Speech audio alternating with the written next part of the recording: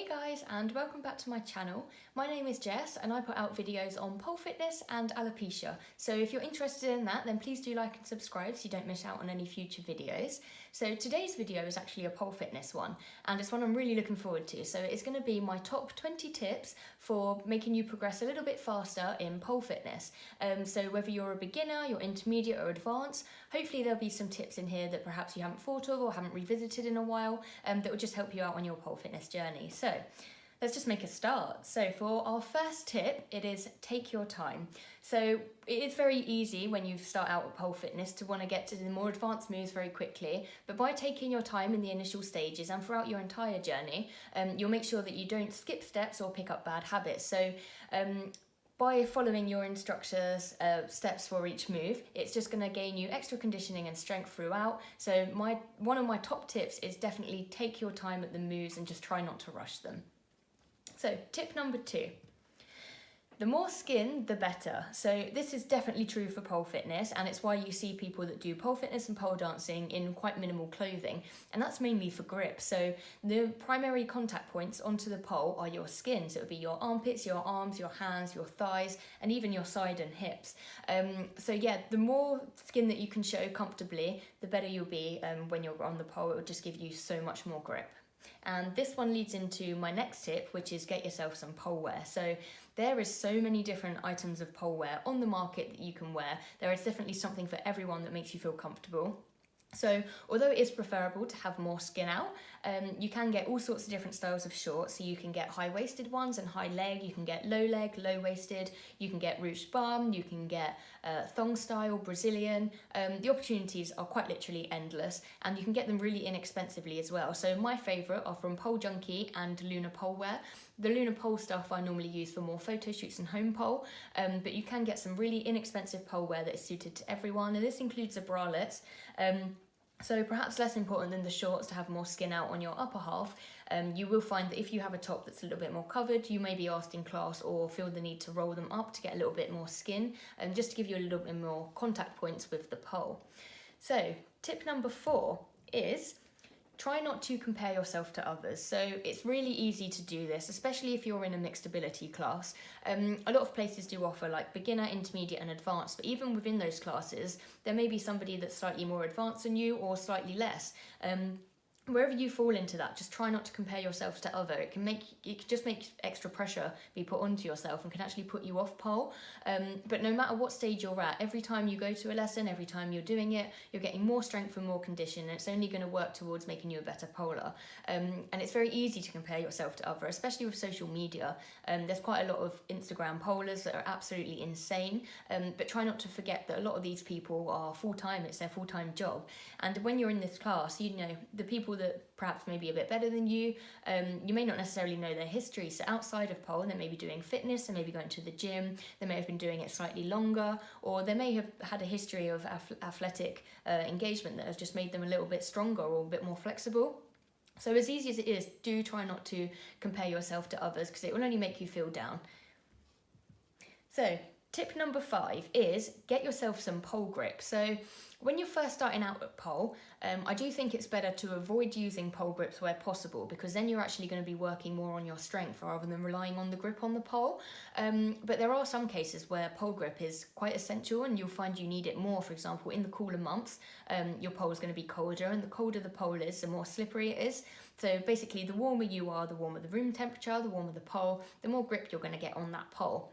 So for in those sort of instances, it's really handy to have a pole grip that you find works for you.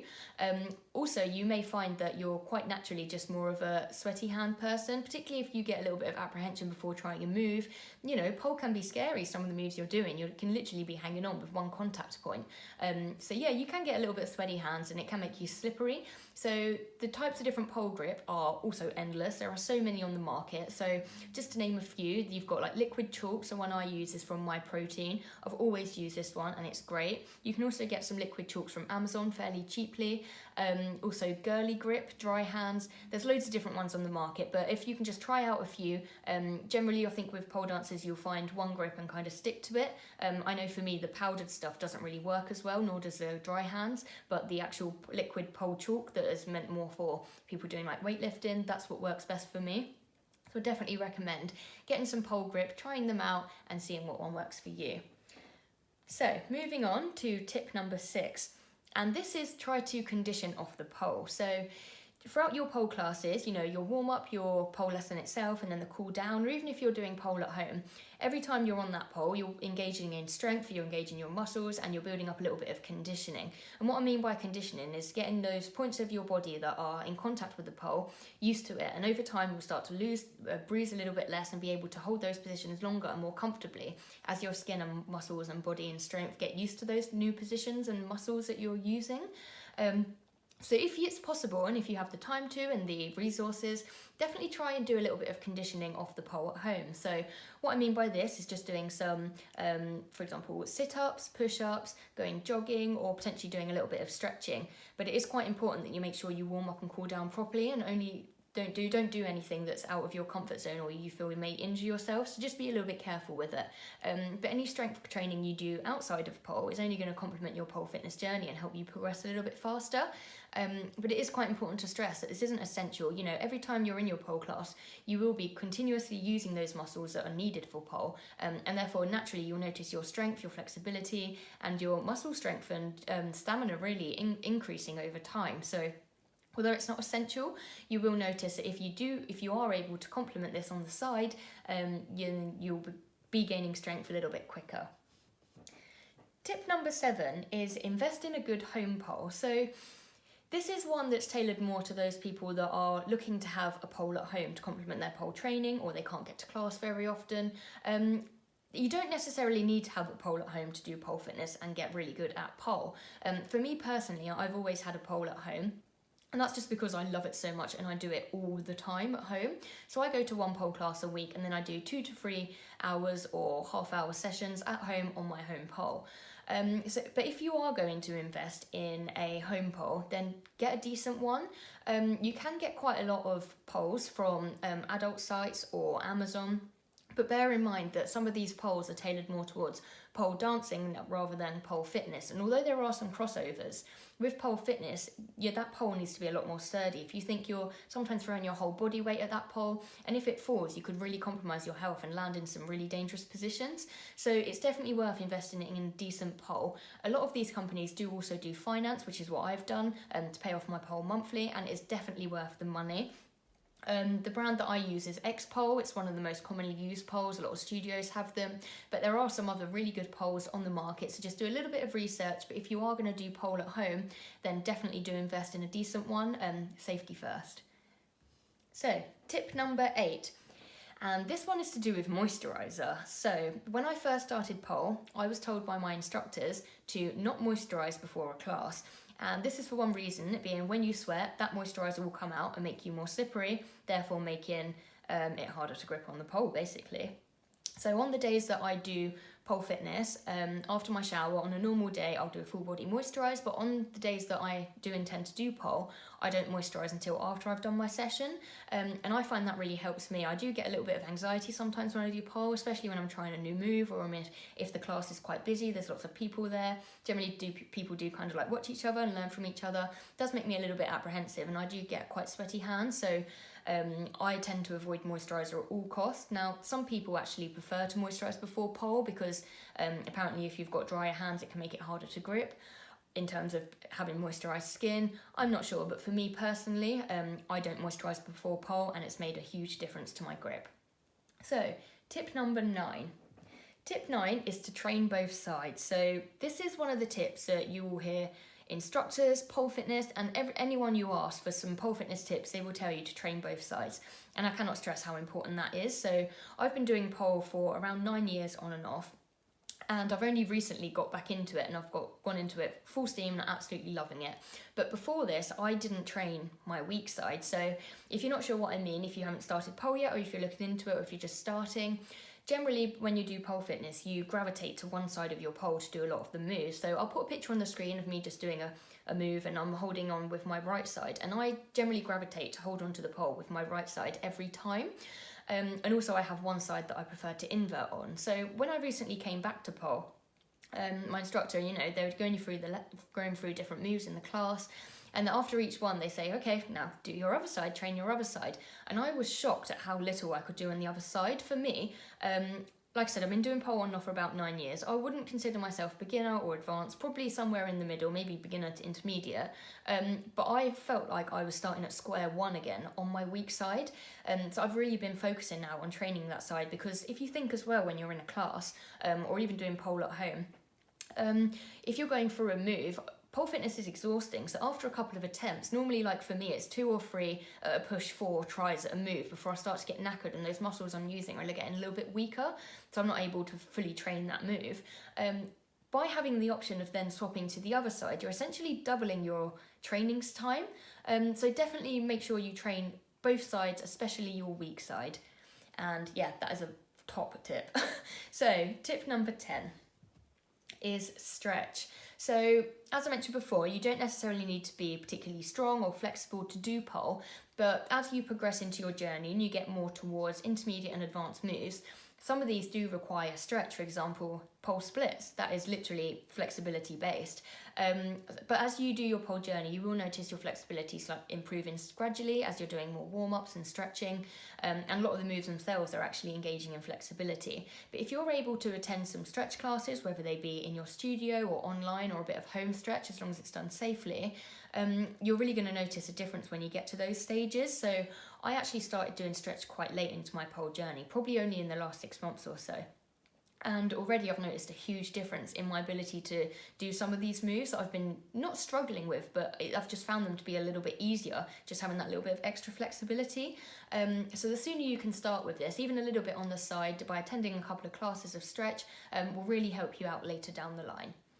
So tip number 11. So tip 11 is to revisit beginner moves. So what I mean by this is a lot of the moves you learn when you're starting out at pole are very much conditioning based, and they're teaching you the basis for the moves that you'll be learning as you progress. So for example, so many moves come out of a simple crucifix or a seat, and by going back and revisiting those moves regularly, you're just going to keep conditioning those moves and shapes and parts of your body. So when you do come to down the line doing the more advanced moves, you're more than comfortable in those and you're ready to progress on to the next stage. So yeah, by revisiting these, it's only going to do extra conditioning and gain you more strength, basically. It is really tempting, though, just to want to get more advanced as quickly as possible, and I do get that because I am the exact same. But by going back and revisiting those beginner moves, and it's something that I incorporate into all of my home training, the first 5-10 minutes are always revisiting beginner spins, inverts, all sorts of the crucifix, the seat, all of those sort of moves that you learn at the start of your journey, and it just helps me with my conditioning, especially because as you go down the line, sometimes with these more advanced moves, you do need to have quite strong conditioning in those shapes to be able to perform them safely. So yeah, definitely revisit the moves you learn at the beginning. Don't forget about them. So tip number 12. So this one sounds a bit odd, but bear with. So it's try out different instructors. So what I found is I've been to 2 different studios with probably over 10 different instructors, and I find that all of them have a slightly different style of teaching, and I do find myself naturally gravitating to 1 or 2 instructors that I really that I work well with in their style of teaching. So if your studio offers multiple different classes with different instructors, definitely try them out, because at my studio I love all of my instructors. I'll happily go to any of the classes, and I actually go to the class time I do now because it suits my working rather than the instructor, although I get on really well with the instructor that normally takes that class. If you can try them out, you may actually find that a certain teacher is teaching their style that works really well for you and helps you progress a little bit faster. So yeah, if you get the opportunity to, definitely try out lots of different teaching styles and instructors. You may just find one that clicks for you and roll with it. So tip number 13 is do not avoid the moves you dislike. So generally, if you find that you're in a class or at home and you're trying out a move and you don't like it, it's too painful, it's uncomfortable, it's not easy to get into or hold, normally this is an indicator that actually you need to do it more, and those points of your body that are on the pole that are feeling really uncomfortable and painful need more conditioning. So what I've done in the past is, so there are certain moves that I really don't like because I find them too painful and I just don't like them, and I've avoided them. So I've actually started going back to those, and because of all the conditioning that I've started doing from going back to the beginner moves, I'm finding them a lot easier. And I'm noticing that some of these moves that I've been avoiding in the past, such as cross ankle release or layback, that's a lot of thigh work. And I used to avoid doing seats because I used to find them absolutely agonizing. But now I'm finding them a lot easier. So do not avoid the moves that you're finding hard, and actually take it as a kind of benchmark of what you need to work on. For example, if you're finding armpit grips really tough and you find you naturally avoid those moves in your own time or in lessons, focus on them more, because it's only going to help you later down the line. So tip number 14 is don't give up. So this applies more to beginner poles or polers that are just starting out. And pole is painful, it can be tiring and it can be exhausting, as well as being absolutely so fun and exhilarating. It can be knackering. It's not an easy sport, although some people can make it look easy. It is really difficult and it does require quite a lot of strength over time. So if you're finding that you've done a few lessons of pole and you're feeling a little bit like it's a little bit hard and you're feeling a bit down because everyone around you is feeling a little bit more advanced, just remember that everyone started where you are, and I promise you it will not take long before you are going in leaps and bounds. All you need to do is build up a little bit of strength and conditioning, get more familiar with the pole, how it feels, how it works, some of the different shapes, and you'll be absolutely fine. So if you are in that position, just give it a few more weeks, and I think you'll find that actually you do start to adapt a little bit quicker. But I do know the feeling of wanting to give up. It can be quite tiring, and that sometimes the thought of going to a lesson after a hard day of work, it's very easy just to say, oh, sorry, I can't make it, or cancel your class. But try not to, because the endorphins you get are great too. So definitely stick with it if you're feeling like giving up. So for tip number 15, it is get progress pictures. So quite often in my classes, and that's been in both studios, once you learn a move, at the end or even during, the instructor will say, would you like a photo? If you can and you feel comfortable to, always say yes, even if they're just kept for your own personal records, because you'll be amazed at it. Once you start out a pole and you learn a move, a few months down the line, if you revisit it, quite often you'll find that it looks a little bit different, because as you gain more strength, condition and confidence, you're able to do that move a little bit more confidently, a little bit more strength, a little bit more posture. So definitely get progress pictures, because it's really rewarding to look at how far you've come over time. And it's the same with anything. You don't really notice your progress apart from when you actually can see something physical like a photo. So if you have the option to, definitely take progress photos, because you will be amazed at how fast and how far you come along in a short space of time. So tip number 16, this is get some grippy socks. So again, sounds a bit odd, but bear with. So my studio and most studios are wooden flooring, or can be like a tile or a smooth flooring basically, and that's to make it easy to clean, and also if you're using heels it can allow an easier transition. And when I do pole at home, my pole is on a carpet. And in both of these scenarios, I was finding when I was doing stretch, warm-ups, cool down, pole itself, and I was wearing socks, I was slipping. And I actually found this to be a little bit of a hazard, really, because when I was starting to do stretch at home on my own more, I was noticing that because the socks I was wearing were quite slippy, and the yoga mat I had wasn't particularly grippy either, even though it was advertised as being, I was actually slipping a little bit further into these stretch positions than I was comfortable with, and I was feeling really quite sore and achy, more than I should have been the next few days, and I was starting to worry that I was going to injure myself. So my partner actually bought me some grippy socks. So these were only a few pounds, they were from Adidas, they look a little bit like ballerina socks. I'll put a picture on the screen, and I really recommend these, especially for warming up, doing stretch and cooling down, particularly if you're doing these things at home without an instructor, and if you've got a carpet or a floor that's particularly slippery. You'll really notice a difference. It's a really cheap investment. I definitely recommend getting yourself some grippy socks. You know, they can be just normal ankle socks or fluffy socks that have grip, but just trust me on that one. Get yourself some grippy socks. It is a game changer. So tip number 17 is attend these speciality classes. So what I mean by that is quite a lot of studios will occasionally bring in a poler that may be quite famous in the field, or a specialist in a certain thing, such as choreography or stretch or dance.